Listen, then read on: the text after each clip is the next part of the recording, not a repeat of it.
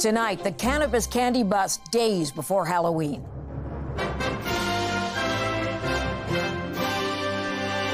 The warning to parents about packaging. These products are deceptively similar to the real thing. And the black market boom with ties to organized crime. It's a dangerous game that people play. The Canadian teenager under investigation for swatting in the U.S. The Bloc's new threat to bring down the government. Absolutely ready to go into election. And a candid confession by singer Shawn Mendes. Man, I'm just figuring it out like everyone, and I don't really know.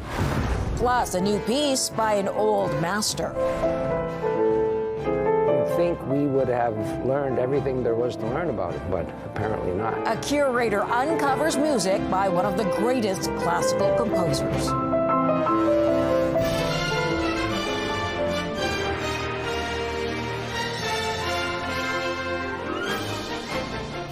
CTV National News with Omar Sachedina. Reporting tonight, Mirella Fernandez.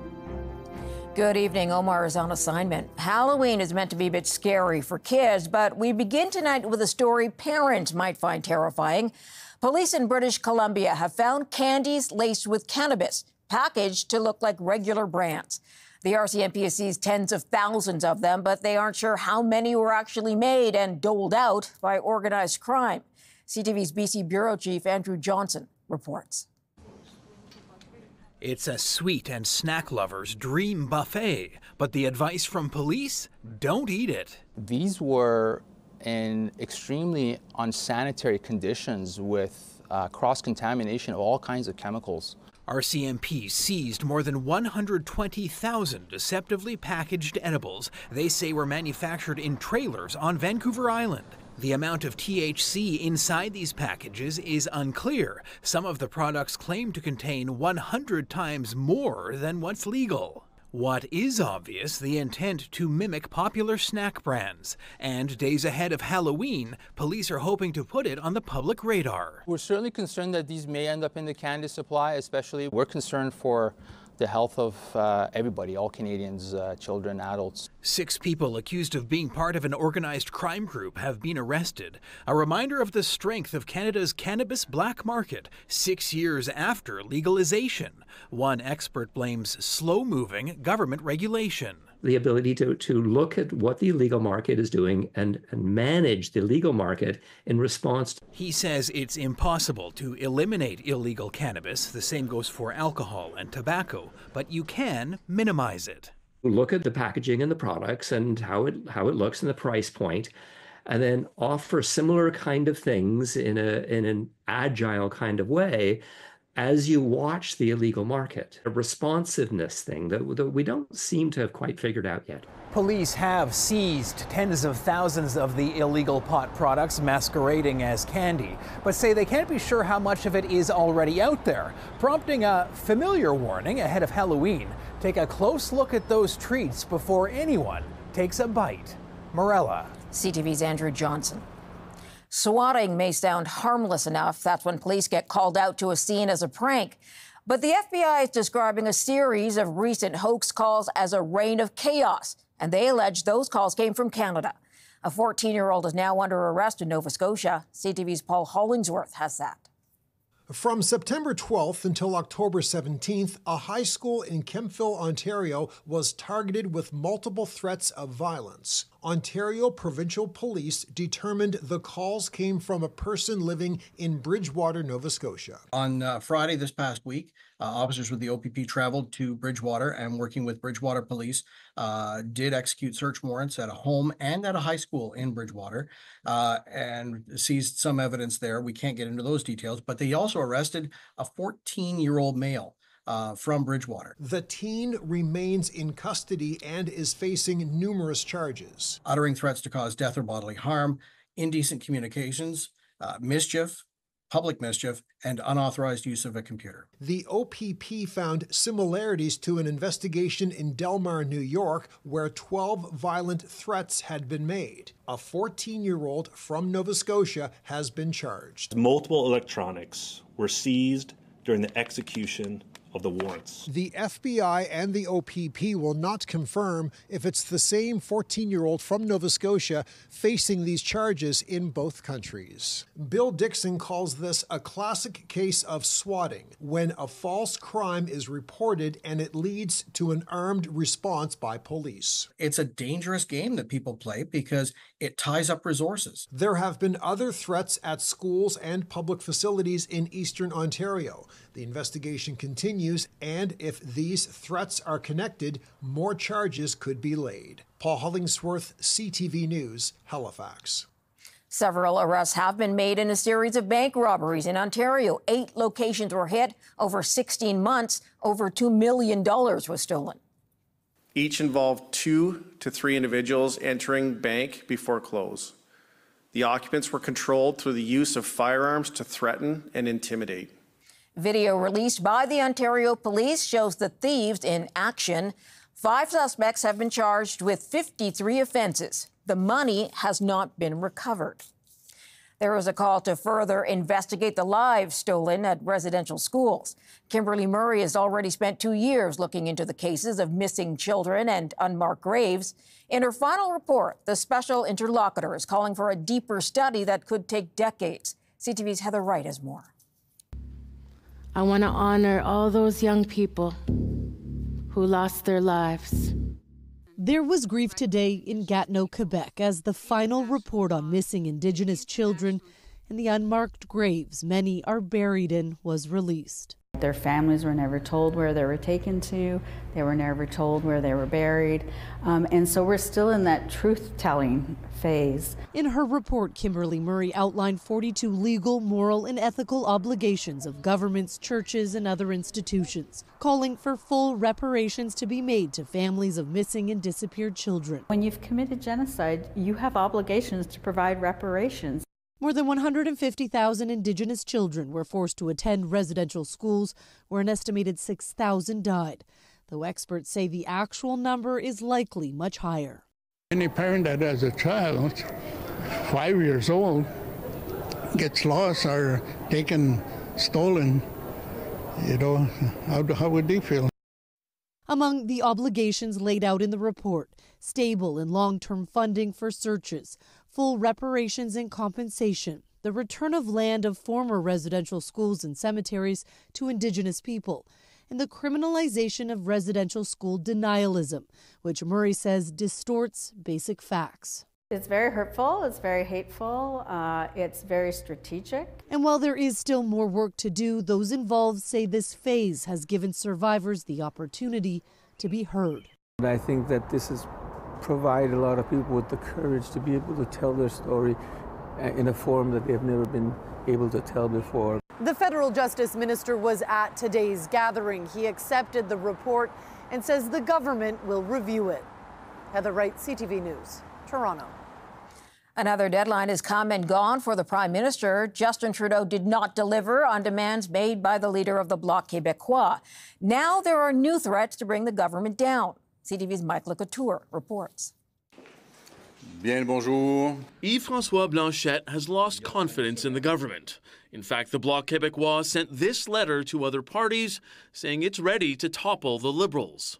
Absolutely ready to go into election tomorrow morning. Now, it comes after the Separatist Party gave the government 5 weeks to meet 2 demands: extend a 10% bump to old age security for seniors and to protect supply management from future trade negotiations.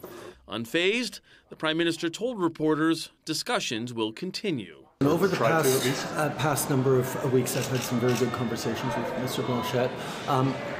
We agree as a party that we need to work on supporting vulnerable people and doing more for our seniors. Blanchet is open to more talks, signaling the Bloc can be brought back from the brink. If before they fall, they give us all we have asked under the terms that we have described, we don't have a choice but to take it. A number of ministers said discussions do continue, while also taking a dig at the Bloc's line in the sand.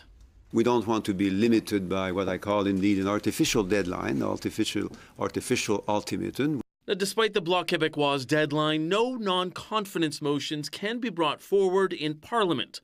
All business has been stopped as the Conservatives filibuster debate because the Liberals refuse to hand over documents about a green tech foundation that misspent government money.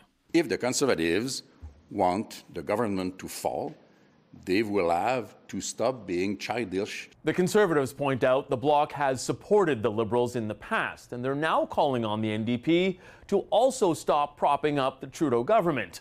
While NDP leader Jagmeet Singh says confidence motions will be dealt with on a case-by-case basis. Morella? Mike's in Ottawa. There could be a spring election in Ontario, and that has them questioning the timing of an announcement by the Premier. Doug Ford says taxpayers in Ontario will get a rebate check worth $200.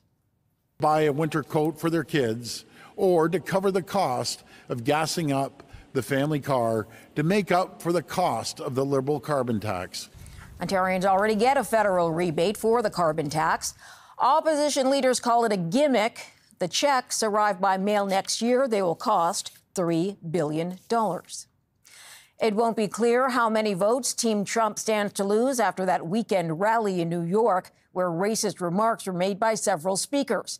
Kamala Harris using the rhetoric to demonstrate how Trump works to divide rather than unite. She delivered that message at a key Washington venue.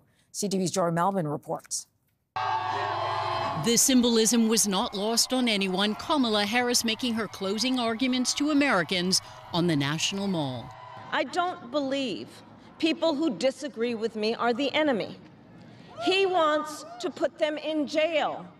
I'll give them a seat at the table. On the site where Donald Trump once urged supporters, we fight like hell, and if you don't fight like hell, you're not going to have a country anymore.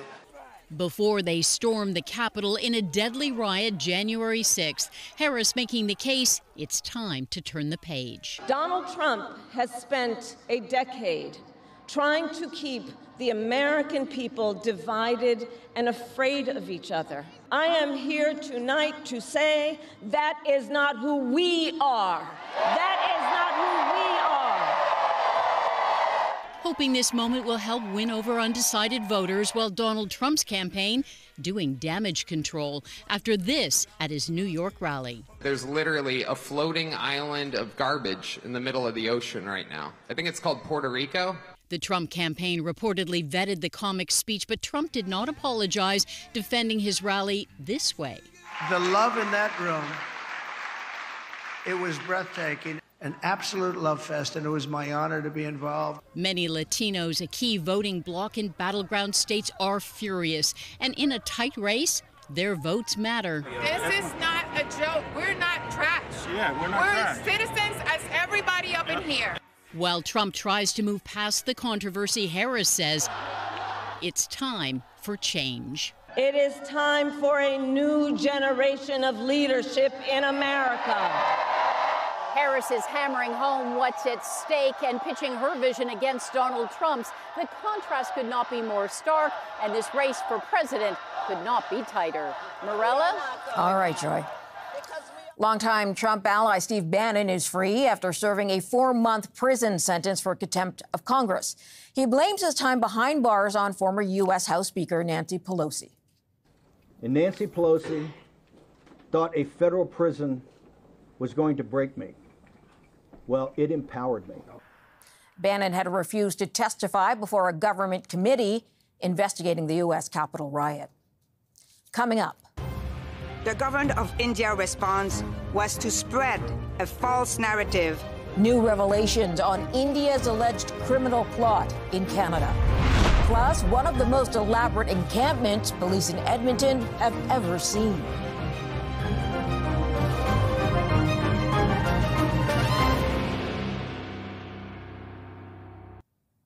An Israeli airstrike in northern Gaza has claimed more than 90 lives. Dozens remain missing after the attack that destroyed a 5-story building. Israel says it's looking into reports of civilian casualties. National security officials confirmed today shocking new details about India's interference campaign in Canada. The person pulling the strings is said to be the second most powerful man in India. CTV's Judy Trin reports. Canada's top security officials said they have tried to meet at least 6 times with their Indian counterparts to seek their help in stopping a campaign of violence against Sikh Canadians. They were stonewalled. The government of India's response was to spread a false narrative that Canada showed them no evidence and that we were ignoring their concerns about Khalistani violence extremism. Just before Thanksgiving, at their most recent meeting in Singapore, Canada presented evidence that officials in Narendra Modi's government were working through organized gangs to threaten activists on Canadian soil and were involved in the murder of Hardeep Singh Nijjar. The Washington Post reported that Amit Shah, Modi's second-in-command, gave orders to gather intelligence and attack Sikh separatists in Canada. So just find that quite unfair to the Canadian public that details were released in advance to the Washington Post. Shah's involvement was confirmed under questioning by the Conservatives.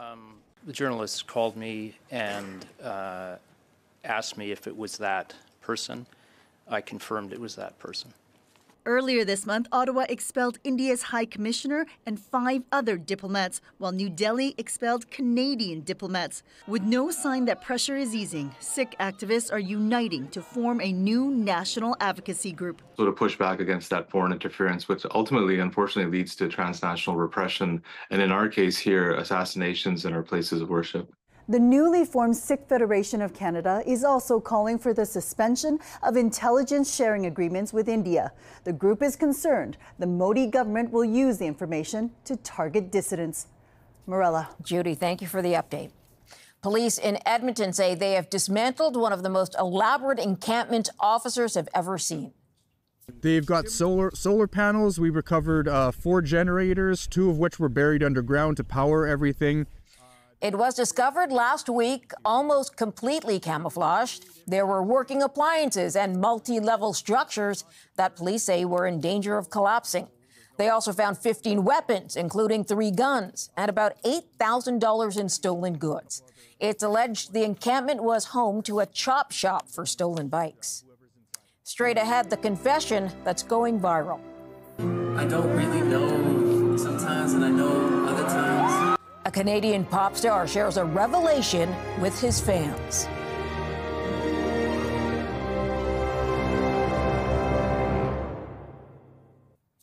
A Canadian singer spoke candidly to fans about a persistent personal struggle he has faced throughout his career. Shawn Mendes says he is still unsure about his sexuality and doesn't want to be labeled. CTV's Adrian Gobriel has more. Yeah, and it always felt like such an intrusion on... While gently strumming the strings on his guitar, Ontario's own Shawn Mendes shared this vulnerable moment with his fans in attendance at Colorado's Red Rock Amphitheater. The real truth about my life and my sexuality is that, man, I'm just figuring it out like everyone, and I don't really know sometimes, and I know other times.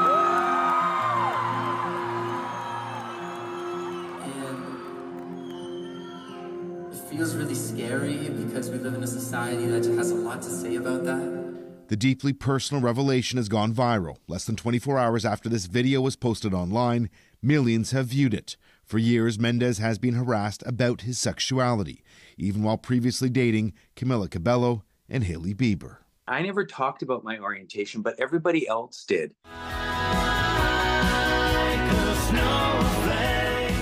Patrick Massey is an openly gay Canadian country music singer who's been on the receiving end of just some of the visceral hatred shared on social media towards Mendes today. It kind of puts his music in the background, and his orientation is what everybody talks about, you know? And it's, in my opinion, it's not okay. We got to move past this, you know? Identifying people by one thing or one characteristic about who they are. While on stage, Mendes added that as a 15-year-old, he was thrust into the music scene with little time to learn about himself. LGBTQ2S+ advocates believe Mendes' moment has the power to help thousands who are grappling with a similar question. You don't know where that message is going to land and how everybody's going to react. So there's definitely an element of bravery there. When you have somebody of that stature coming out with that message, it is so validating. I've never been better, so call it what you want. Mendes adds that he's trying to allow himself to be human, to feel things. and take the time he never had during his youth to find his true self. Adrian Gobriel, CTV News, Toronto. Terry Garr, the actress who starred in Young Frankenstein and many other films, has died. Terry Garr as Inga. Would you like to have a roll in the hay?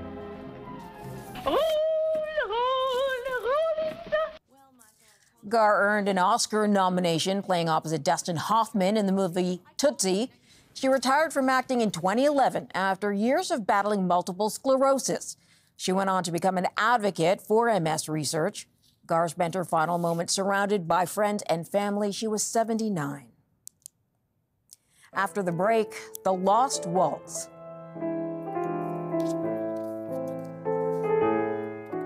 A 200-year-old piece of music brought back to life.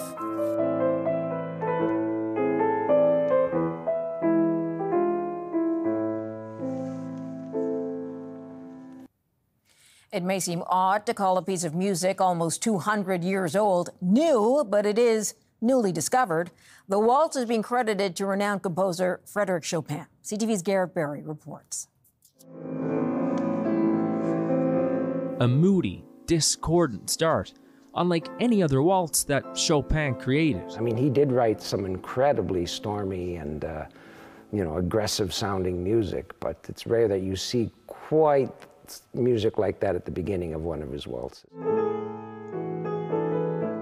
There's lots of questions in the classical music world about this new manuscript, revealed this week by the Morgan Library and Museum in New York City. I would say 95% of the pieces that he wrote during his lifetime are still being played today, so it's just an unbelievable amount of fame. And you'd think we would have learned everything there was to learn about him, but apparently not. It's the first new Chopin composition found in almost 100 years, and coming 175 years after his death in 1849. The museum dates it back to 1830, when Chopin fled a war in Poland and moved to Paris. Curator Robinson McClellan uncovered the work in a collection donated in 2019. The manuscript is no bigger than an index card, suggesting it was probably meant as a gift, but this one, notably, wasn't signed by the composer. Maybe he just didn't like it all that much. Once a manuscript or a piece of music is out in the world in front of the public and in front of pianists and in front of experts in the field and amateurs and Chopin lovers and music lovers, that's really when it comes to life and becomes a piece of music like any other that people can explore. It's coming to life now as musicians from around the world try to bring this waltz off the page for the first time. Garrett Berry, CTV News, St. John's. That's a wrap of the day. I'm Morella Fernandez. For all of us here at CTV National News, thanks for sharing your time. Good night. I'll see you again tomorrow.